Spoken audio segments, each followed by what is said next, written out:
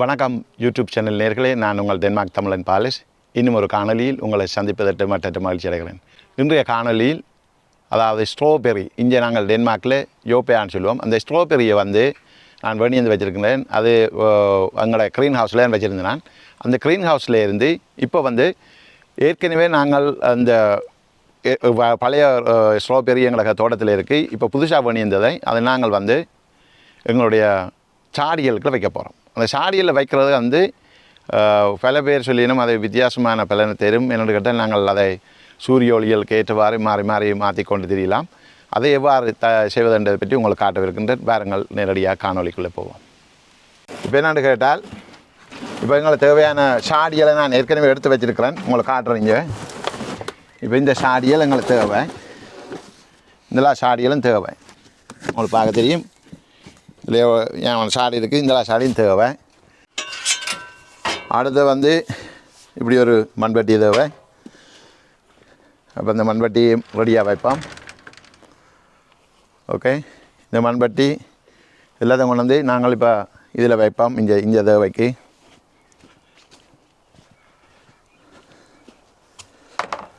ஒரு சாடியை எடுத்துக்கொண்டு அங்கே வைப்போம்.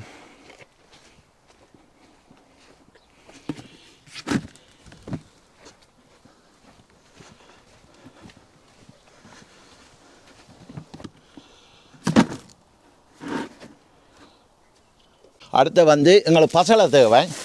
இது ஏற்கனவே நான் கணக்காக வாங்கி வச்சுருக்கின்றேன். இந்த பசலையும் அங்கே வச்சுருப்போம்.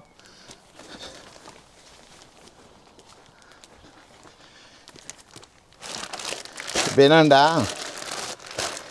இதில் கொண்டாடுறோன்னு சொன்னால், இந்த பசலை மட்டும் நான் செய்து போடையில் இதில் இருக்கிற இந்த மண்ணும் கொஞ்சம் பசலை கூட்டின மண் தான். இதெல்லாம் கலந்து தான் இந்த தொட்டிக்க போட போகிறேன். சரியோ? இப்போ என்ன செய்வோம்டா, இதுக்குள்ளே போடுறதுக்கு முன்னா இந்த பசலையை நான் இதில் கொட்ட போகிறேன். அது பசலை வேண பேக்கில் ஓட்டை இருக்கும், அதை அப்படியே கலந்து விட போகிறேன்.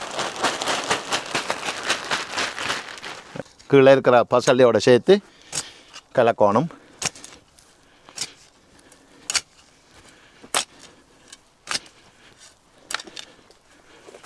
இதில் உங்களுக்கு இந்த முக்கியத்துவம் என்னென்னு கேட்டால், தனியாக பசலையை போட்டுட்டு விடக்கூடாது. அது பசலையில் கீழ் மண்ணும் சேர்ந்து இருக்கணும். அது மண்ணுக்குள்ளே, அதாவது ஒரு விவசாய நிலம்னு சொன்னால் மேலே மண்டல் மண்ணுக்கு அப்படியெல்லாம் கீழே போய்க்கொண்டு கொஞ்சம் கொஞ்சம் கீழே குருணி எல்லாம் இருக்கும். அப்போ இதுக்குள்ள மரத்தூள்கள் மற்றது இந்த புல்லுகள் அது எல்லாம் போட்டு விடத்தில் ஒரு பசலை மண் இருந்தது ஏற்கனவே. இப்போ நான் வேணி இந்த பசலை மண்ணையும் சேர்த்து கலந்தபடியாக இது ஒரு நல்ல ஒரு ஊட்டச்சத்துள்ள மண்ணாக இருக்கும் தாவரங்களுக்கு. இப்போ நாங்கள் என்னென்னு கேட்டால், ஒவ்வொரு சாடிகளுக்குள்ள இதில் போட போகிறோம்.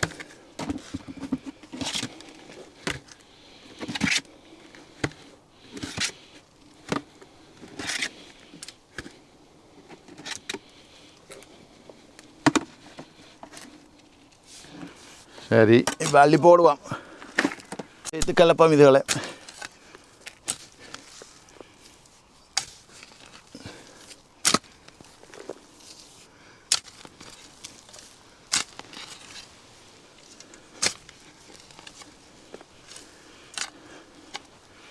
இதெல்லாம் இந்த பழைய மரங்களில் வேர்கள்லாம் கிடக்கு, அதில் அரிச்சு எடுத்து விடுவோம்.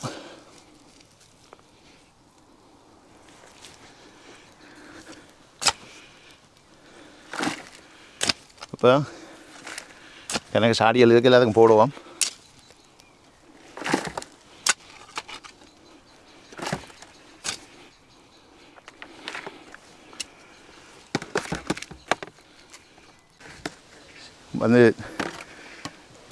ஒவ்வொரு தாவரங்கள் நடக்கல அதற்கு தேவையான அளவு ஊட்டச்சத்துள்ள மண் மற்றது தண்ணிகள் எல்லாம் ஒழுங்காக போட்டால் தான் அந்த தாவரம் வீரியமாக வளரும்.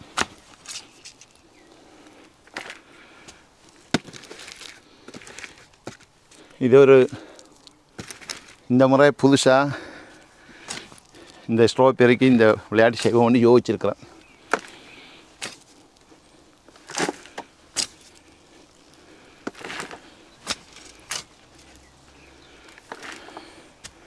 இல்லைங்களா இப்போ எத்தனை கிட்டத்தட்ட 5-10 சாடி கொண்டு வந்து வச்சுருக்கிறேன். 10 சாடிக்குள்ளேயும் போட போகிறோம்.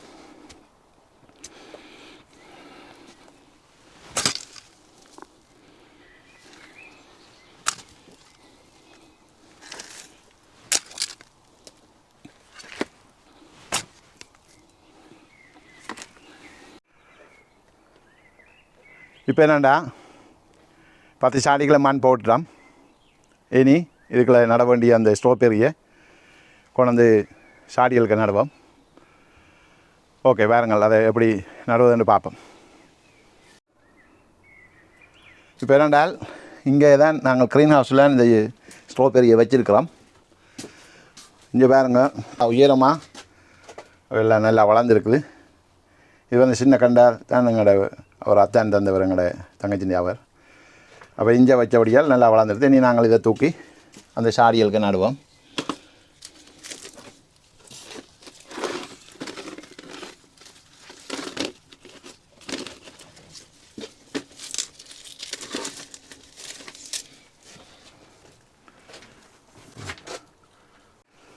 ஓகே நாங்கள் இப்போ ரெண்டால் இதை கொண்டு அந்த நாங்கள் அதில் வச்சு தயார் செய்ய இருந்த இடத்துல கொண்டு வச்சு மரங்களை நடுவோம்.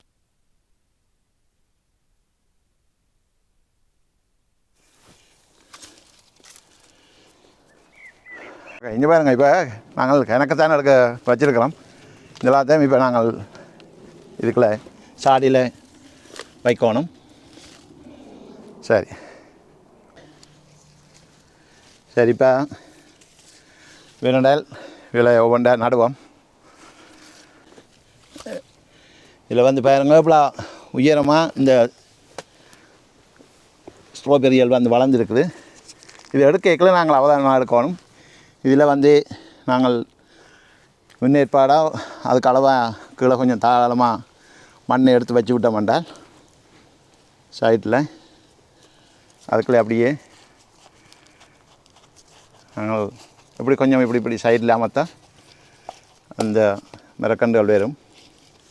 அதை அப்படி எதுக்குள்ளே வச்சு விட்டோம்ண்டா ரைட். அப்போ இப்படி வைக்கலாம்.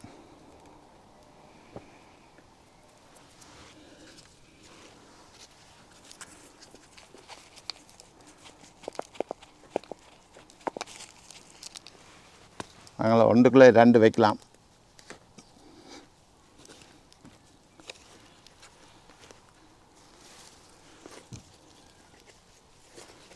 ரெண்டு அப்படியே வேர் விட்டு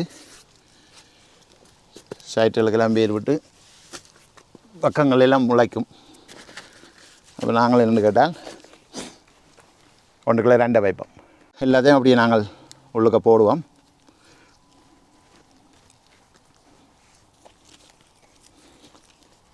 இந்த ஸ்ட்ராபெரி வந்து உண்மையாக நாங்கள் அங்கே இலங்கையில் நாங்கள் இருந்த யாழ்ப்பாண பக்கத்தில் மக்கள் வந்து பார்த்த குறைவோ இல்லை பயிரிட்ட குறைவுன்னு சொல்லலாம். இப்போ நாங்கள் இங்கே வெளிநாடுகள் வந்தோடனே தான் கூடுதலாக இதில் பற்றி இந்த பழங்களை சாப்பிட்டு பார்த்துருக்குறோம். மற்றபடி எங்கள் ஊர்லேன்னு சொன்னால் நாங்கள் கூடுதலாக மாம்பழம், பலாப்பழம், அன்னாசிப்பழம், வாழைப்பழம் சாப்பிட்ருக்குறோம். நாவல்பழ சீசன் நாவல்பழம், பாலைப்பழ சீசன் பாலைப்பழம், இப்படியான பழங்களை சாப்பிட்டு நாங்கள் இங்கே வந்து இப்போ வெளிநாட்டு பழங்களில் இப்போ கூட சாப்பிட்றோம். நேற்று முந்தினாலும் இருந்து யோசிக்கல ஊரில் ஞாபகம் வந்தது. அந்த இப்போ நல்ல சீசன் மாம்பழம், பலாப்பழம், அடுத்தது பாலைப்பழம் சீசன் கதைச்சம், அதிலெல்லாம் யோசித்தால் நான் ஊரும். அப்போ இங்கே அந்த நாங்கள் ஒரு விவசாய குடும்பத்தில் பிறந்தபடியால் இப்படியான வேலைகளை செய்யக்குள்ள ஒரு மன திருப்தி சந்தோஷம் இருக்கும். அந்த ஒரு மன திருப்திக்காக மற்றபடி இதெல்லாம் செய்து நாங்கள் செய்து அதுலேருந்து பலன் எடுக்கிறதுன்றது குறைவு. ஏன்னா தோட்டங்களில் உருளைக்கிழங்கு செய்து முடிய உருளைக்கிழங்கு நல்ல மலிவாக வரும். அந்த விலைக்கு நாங்கள் இங்கே வந்து பாவிக்கிற நேரங்கள், அடுத்ததாக தண்ணி சில நேரங்கள் தண்ணி இல்லைன்னு சொன்னால் பைப்பில் நேரடியாக பைப்லேருந்து எடுத்து விடுவோம். இன்னும் கூடுதலாக மழை தண்ணி தான் நாங்கள் பாவிப்போம். ஆனாலும் வந்து காணால் வரலாம். எல்லாம் மன திருப்திக்கும் உடம்பு ஆரோக்கியத்துக்கும் தோட்டங்கள் செய்த கொஞ்சம் சந்தோஷமாக இருக்கும். மற்றது உடம்பும் கொஞ்சம் ஆரோக்கியமாக இருக்கும். கொஞ்சம் கொஞ்சமாக ஒவ்வொருத்தரும் வீட்டில் உங்களுக்கு ஒவ்வொருத்தருக்கும் வசதிகளை பொறுத்த மாதிரி எவ்வளோ இடம் கிடக்கோ அந்த இடத்துக்கு தக்க மாதிரி இப்படியான வேலைகளை செய்து சந்தோஷமாக இருங்கோ. நாங்களும் சந்தோஷமாக இருப்போம். இப்படி சில காணொலிகளுக்காக வேண்டியே செய்கிறதுண்டு இல்லை. ஏற்கனவே நான் இந்த தோட்டங்கள் செய்திருக்கிறேன். இப்போ தான் இந்த காணொலி போட வலிக்கிட்டுருக்கிறேன்.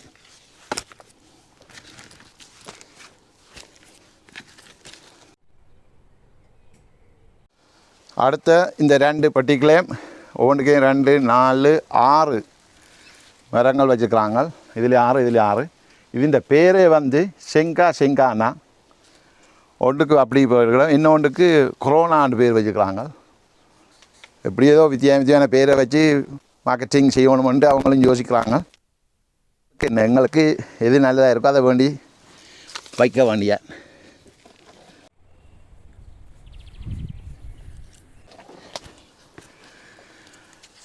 இதிலே நீங்களை பாருங்க, இங்கே இதில் வந்து பூத்து காய்க்கவே வலிக்கிறது. இதில் எல்லாத்தையும் நீங்கள் பாருங்கள், இங்கே பூ இதில் காயெல்லாம் இருக்குது. கொஞ்சம் பிந்தி போச்சும் தெரியாது, அதனால் பரவாயில்லை. உள்ளுக்க கடந்து வளர்ந்தது, அது வீண் போகையில். வெளியில் இருந்திருந்தால் இப்போ குளிராக இருந்திருக்கும். அந்த குளிர் இல்லாமல் உள்ளுக்குள்ளே இருந்து அதுக்கு தக்க மாதிரி தண்ணியெல்லாம் விட்டு கொண்டு இருந்தேன். நான் பசலையும் போட்டு தான் செய்தது. அப்போ அந்த தண்ணியில் பசலை தண்ணி தான் விட்டுனேன். அதில் தான் இவ்வளோ வளர்ச்சி.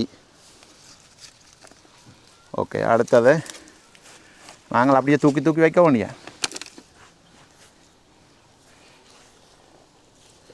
இப்போ என்னண்டா இதில் ஒரு அளவுக்கு நல்ல இப்படி சாடியில் வைக்கிறது யோசிக்கிறேன். நத்தையை வந்து இதில் ஏறி மேலே வெட்டுறதை குறைக்கலாம். என்ன ஒரு யூடியூப் வீடியோவில் பார்த்து நான், யூடியூப்போ இல்லை இன்ஸ்டாகிராமில் இதில் டிக்டாக்கில், அதாவது இந்த நத்தைக்கு பச்சை வெங்காய சாறு இருக்குல்ல, அதை அரைச்சி போட்டு அப்படி வடிகட்டி ஸ்ப்ரேயில் அடித்தா அந்த மனம் பிடிக்காதான் இந்த நத்தியலுக்கு. நீங்களும் செய்து பாருங்க, நானும் செய்து தான் பார்க்க போகிறேன். ஏன்டா இப்போவே எனக்கு தெரியுது, அங்கால பைத்தங்குடி எல்லாம் வெளியில் நட்டு நான் பைத்த காண்டுகள் அதில் இடைக்கிட இலையில் வெட்டி கிடக்குது.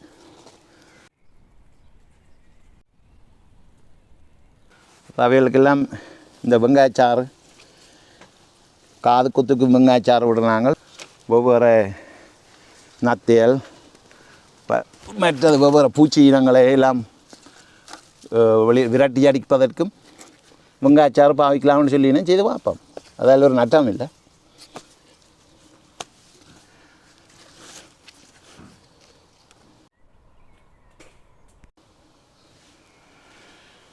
பார்க்க வடிவாக தான் கிடக்கு.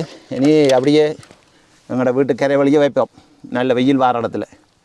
ஏன்னா நான் சொன்ன மாதிரி பிள்ளைகள் கொண்டாந்து என்ன கொண்டாந்து இந்த வேலிக்கரை வழியே விட்டாச்சு. வேலிக்கரையில் கூடுதலாக நிழல் தான் வரும். அப்போ பிள்ளைகள் எல்லோரும் வளர்ந்து கல்யாணம் கட்டி தனியாக போகும் வரைக்கும் இப்படி செய்வோம். அப்புறம் கிடக்கிற தோட்டத்தை மிஷினால் உழுது புல்லண்ட சாமனை இல்லாமல் செய்து விடுவோம். அதுதான் ஐடியா. அந்த நேரம் வேதம் போடுமா நினைக்கிறேன். பார்ப்போம்.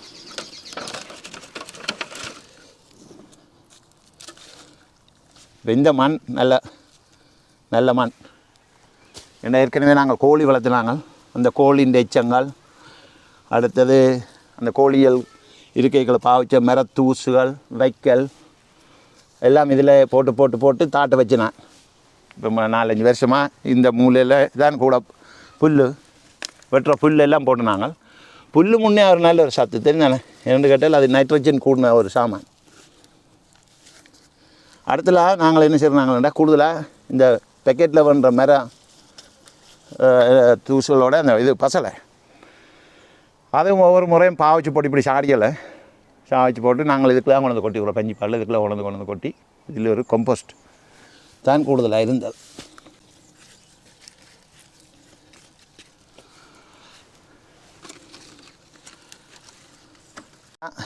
ஏற்கனவே எத்தனை 3 இன்னும் 4 கிடக்கு. 4 சரியாக வருது கணக்கு. இந்த 2 சாடி இருக்குது. இந்த 2 சாடிக்குள்ளேயும் ஃபுல்லாக வச்சால் இவிரண்டாக மணியாக இருக்கும். இந்த முறை அந்த மாதிரி தான் ஸ்ட்ராபெர்ரி தோட்டம் பெறப்போதுன்னு நினைக்கிறேன். ஓகே, உங்களோட நானும் அதை பார்ப்போம், எப்படியெல்லாம் வளர்ந்து என்னெல்லாம் நடக்க போதுன்னு பார்ப்போம். நல்லா காயல் வருதோ.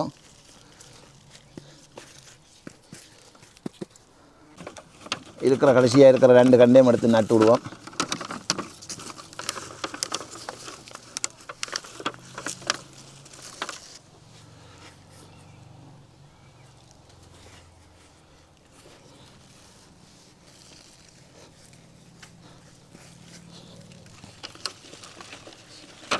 இந்த விறக்கண்டுகள் எல்லாம் வார வருஷத்துக்கு என்ன பிளான்னு பார்ப்போம். ஃப்ராஸ்டில் இருக்கிறபடியால், அதாவது ஐஸ் பிடிச்சி இதென்றால் தலையுமோ, இதெல்லாம் ஒரு ஆராய்ச்சி தான் பார்ப்போம். என்றால் நாங்கள் புதினா என்று சொல்கிறது மின்ட் ரெண்டு டேனிஷில் சொல்கிறாங்க இங்கே, அது வாளிக்கு தான் வச்சுருக்கிறோம். அது தன் பாட்டில் ஒரு வருஷம் தலைச்சி கொண்டு தான் இருக்கும்.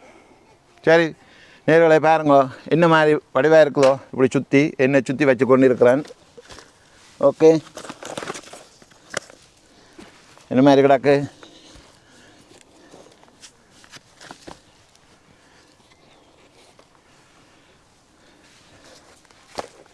ஓகே நேர்களே, நீங்கள் இப்போ பார்த்தீங்கன்னா தெரியும் 10 சாடிக்குள்ள 2 மரம் ஸ்ட்ராபெர்ரி வச்சுருக்கிறோம். பார்க்க அழகாக தானே இருக்குது, பூத்து குலுங்கி கொண்டு இருக்குது, காயலும் வந்திருக்குது. ஓகே, இப்போ என்னென்னு கேட்டால், நாங்கள் ஏற்கனவே இந்த ஸ்ட்ராபெர்ரி 2 இப்படி இந்த பெட்டிக்குள்ள இல்லை 3 பெட்டிக்குள்ள வளர்த்துனாங்க. இப்போ நாங்கள் வந்து கிட்டத்தட்ட 10 வருஷத்துக்கிட்ட ஒவ்வொரு வருஷம் அதையே நாங்கள் விட்டு நாங்கள், அதாவது பழைய மரக்கண்டில் பிடுங்கி எறியணும். அதை நாங்கள் செய்யாமல் விட்டபடியால் பாருங்கள் கிட்டத்தட்ட அழிஞ்சு போகிற தருவாயிலே இருக்குது. முக்கியமாக இன்னும் ஒரு அழிஞ்சு போன தருவாயின்னு சொல்லிக்கல, அழிஞ்சு போன தருவாயின்னு சொல்லிக்கல, தண்ணி முக்கியம். ஒரு ஸ்ட்ராபெர்ரிக்கு வந்து நல்ல ரொம்ப தண்ணி விடணும், அதுக்கு வந்து காஞ்சி போகவே விடக்கூடாது, நல்ல பசலை இருக்கணும், சூரிய ஒளியும் முக்கியம். ஆனால் நீங்கள் இங்கே பாருங்க, பின்னேற வெயில் பிடிக்கிறதே குறைவு. ஏன்னு கேட்டால் பக்கத்தில் வீடு மறைக்குது, அதை விட இந்த வெயிலி மறைக்குது. இந்த நாங்கள் வந்த ஸ்டார்ட்டில் இந்த ஸ்ட்ராபெர்ரி வந்து அந்த பக்கத்தில் இருந்து அங்கே நல்ல வெயில் பிடிக்கும். அப்போ இப்போ அதால் தான் நாங்கள் இப்போ அதை சாடியில் வைக்கிறோம். ஏன்னு கேட்டால் அப்போ நாங்கள் அந்த வெயில் உள்ள இடங்களுக்கு மாற்றி எடுத்துக்கொண்டு வச்சு விடலாம் சாடியில் வைக்கிறபடியா. அப்போ அதான் அது ஒரு ஐடியாவும். நிறைய தண்ணியை நாங்கள் மிச்சம் முடிக்கலாம். ஏன்னால இந்தலாம் பெரிய இதுக்குள்ளே வந்து பாத்திக்கில் இல்லை பெட்டிக்கில் விட்ட ஸ்ட்ராபெர்ரிக்கு தண்ணி விடுறதுன்னு சொன்னால் அடிக்கடி காஞ்சு கொண்டே இருக்கும். சாடியலுக்குலன்னு சொன்னால் நாங்கள் ஹைட்ரோஃபோனிக் சிஸ்டத்தை பாவிக்கலாம். நான் ஏற்கனவே உங்களுக்கு காட்டியிருக்கிறேன், இப்போ காட்ட போகிறேன். அப்படி அந்த சாடிக்க வச்சுட்டு ஒரு பெட்டிக்கில் அந்த ஒவ்வொரு வாளிக்கில் தூக்கி வச்சுட்டுனா அது கீழே தண்ணி இருக்கும், அது ஆட்டோமேட்டிக்காக அதுக்குள்ளே அந்த தாவரங்களுக்கு போய் கொண்டு இருக்கும். அப்படி பாய்க்கைக்கில் கீழுக்கு நாங்கள் தண்ணியும் விடலாம், தண்ணியும் விடலாம், தண்ணி ஒழுங்காக வந்து கொண்டு இருக்கும். இப்போ நான் எப்படி காட்டுறேன்னு உதாரணத்துக்கு காட்டுறேன் பாருங்க. நாங்கள் இப்போ அங்கே வச்ச மரக்கண்டெல்லாம் எடுப்போம். எடுத்து வந்து இந்த வீட்டை சுற்றி உள்ள சூரிய ஒளி உள்ள இடத்துல வெப்பம் கொண்டு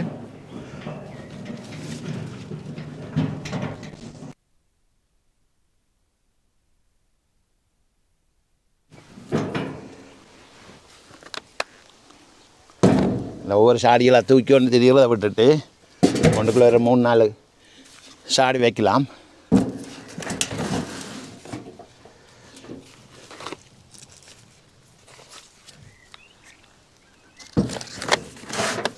ரைட், இப்போ வேறு அங்கே கொண்டு போவோம். ஓகே, இப்போ எல்லாத்தையும் கொண்டே சாடியில் வச்சு அந்த இடத்துல கொண்டு நடுவோம். அதில் சாடிக்குள்ளே வச்சு அங்கே நாங்கள் வைக்க வேண்டிய இடத்துல கொண்டு வைப்போம்.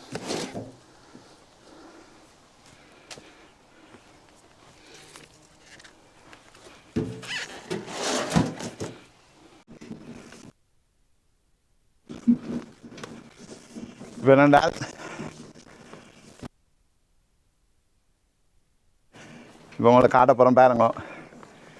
இந்த இடத்துல பின்னேற வெயில் நல்ல வடிவாக இருக்குது. அப்போ அதால் தான் நான் யோசிச்சேன்னா அந்த கிணலுக்க வைக்கிறத விட்டுட்டு இப்படி சாடிகளுக்க வச்சு இதுக்குள்ள நான் உங்களை சொன்ன மாதிரி ஒவ்வொரு வாளிகளுக்குள்ளேயும் தண்ணி விடுறேன். தண்ணி வந்து கணக்க விடக்கூடாது. என்னென்னு கேட்டால் இவ்வளோ சாடியும் அதுக்கு கீழே இறங்க மேலே வரும். அப்போ ஒரு கிட்டத்தட்ட இவ்வளோ ஒரு 6-7 சென்டிமீட்டர் நிற்கக்கூடிய வச்சா தண்ணி அதுக்குள்ள அளவாக கொஞ்சம் நின்று கொண்டு இருக்கும். கீழே மண்ணும் காயாது.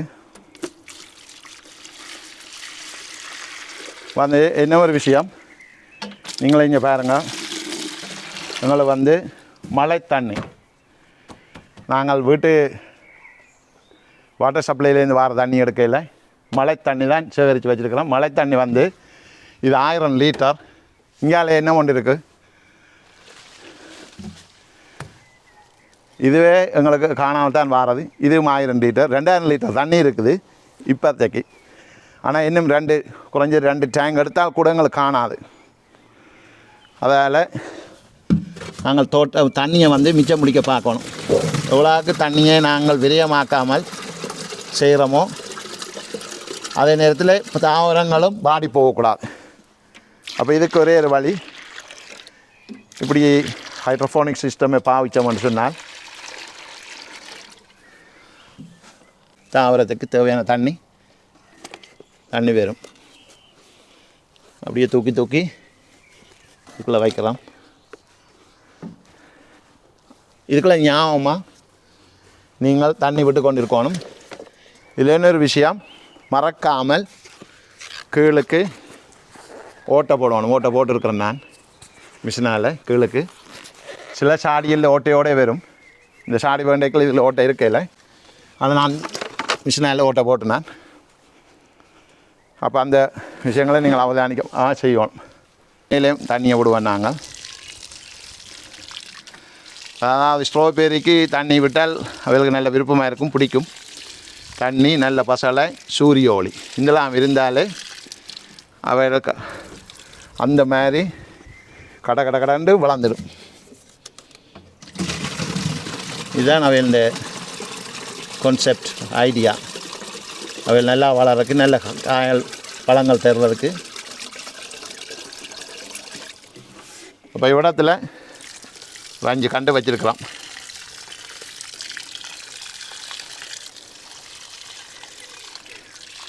ஏற்கனவே தண்ணி கீழுக்கு நிற்குது. இந்த மண் கீழே இந்த சாடியில் இருக்கிற மண் அவ்வளோ நினையணும். அதுக்காக தான் இவ்வளோ தண்ணி விட்டு நான்.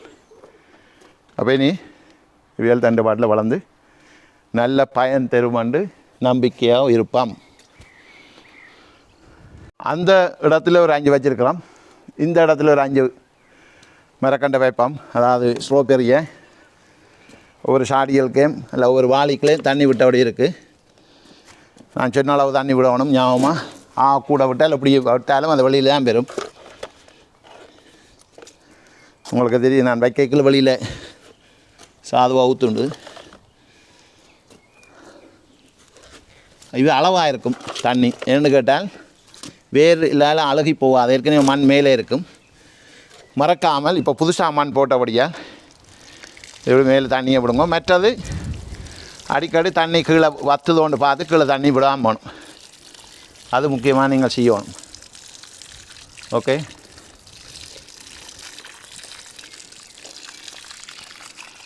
தண்ணி தேவையான அளவு விடலாம். கீழுக்கு போய் ஓட்டை இருக்கிறபடியால் தண்ணி வெளியில் போகும். வேறு ஸ்ட்ராபெரிக்கு தண்ணி தேவை என்று சொல்கிறாங்க. அதே மாதிரி சூரிய ஒளியும் தேவை. அப்போ இந்த பக்கத்தில் சூரிய ஒளி அதாவது காலமே வெறும், மத்தியானம் வெறும், பின்னேரத்துலேயும் வெறும். இப்போ அதில் வச்ச மாதிரி இந்த முறை ஐடியா இது. ஏற்கனவே நாங்கள் அந்த இதில் வச்சு பார்த்துருக்கிறோம். அதில் சாதுவாக முளைக்குது. அதில் இணல் இருக்கிறபடியாது எங்களுக்கு அந்த பிரச்சனை. இப்போ பார்த்தா தெரியும் எப்படி அழகாக இருக்குது இந்த சாடிக்குள்ளே ஸ்ட்ராபெரி மரங்கள். இதில் அந்த 5 மரங்களையும் இதில் வச்சுருக்கிறேன்னு பார்க்க தெரியுதுன்னு நினைக்கிறேன் உங்களுக்கு.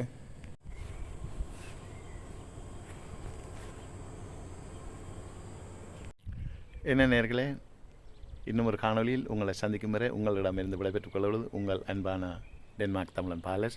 மறக்காமல் என்னுடைய சேனலை பார்த்து லைக் பண்ணுங்கள், ஷேர் பண்ணுங்கள், சப்ஸ்கிரைப் பண்ணுங்கள். உங்களுக்கு தெரிந்தவர் மற்றும் நண்பர்கள், உறவினர்கள் எல்லோருக்கும் சொல்லுங்கள். இந்த டென்மார்க் தமிழன் பாலஸை ஆதரிக்கும்படி. அடுத்த காணொலியில் உங்களை சந்திக்கும் வரை உங்களிடம் இந்த விடைபெற்றுக் கொள்வது உங்கள் டென்மார்க் தமிழன் பாலஸ். பாய் பாய்.